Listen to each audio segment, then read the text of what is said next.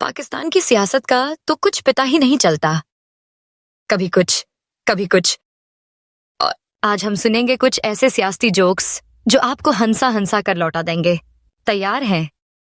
एक सियासतदान ने बड़े फख्र से कहा, अगर मैं इलेक्शन जीत गया तो हर घर की छत पे एयर कंडीशनर लगाऊंगा। सबने सोचा, वाह, ये तो सच में गर्मियों में इंसाफ करने वाला है। ऐसी सियासत हो तो मजा ही आ जाए।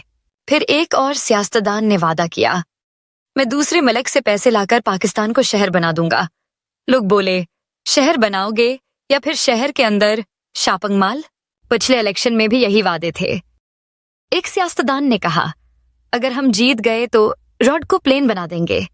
लोग हंस पड़े, यार, प्लेन तो उड़ता है, लेकिन रोड पर तो अभी भी ट्रैफिक और जाम ही है। आपको कौन सा जोक सबसे ज्यादा पसंद आया? कमेंट्स में जरूर बताएं।